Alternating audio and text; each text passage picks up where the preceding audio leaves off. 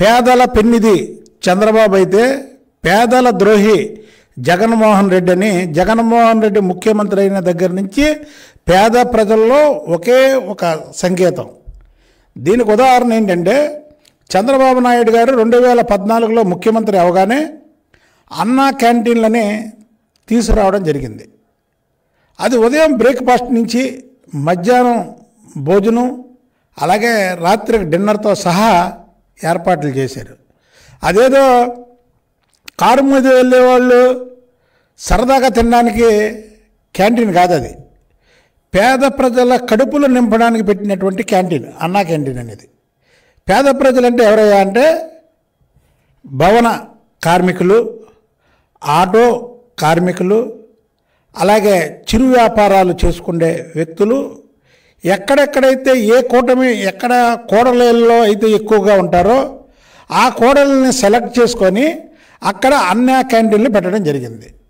అది కూడా భోజనానికి 5 రూపాయలు తీసుకొని మిగతాది సబ్సిడీ అంతా కూడా ప్రభుత్వం పెట్టి అన్నా క్యాంటీన్లు నడపడం జరిగింది.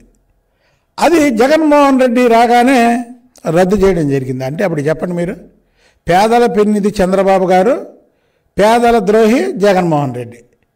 పేదల కడుపు నింపే నాయకుడు చంద్రబాబు నాయుడు గారు, పేదల కడుపు కాల్చే ద్రోహి జగన్మోహన్ రెడ్డి గారు.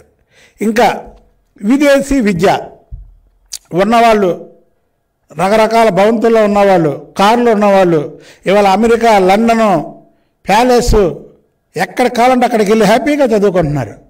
చంద్రబాబు నాయుడు గారు 2014లో ముఖ్యమంత్రి అవగానే అరే పేదవాడు కూడా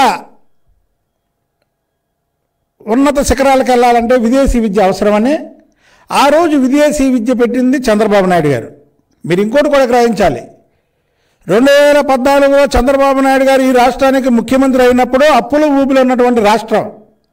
అలాంటి రాష్ట్రంలో ఆయన సంపద సృష్టించి పేద ప్రజల కోసం విదేశీ విద్య కార్యక్రమాన్ని పెట్టారు.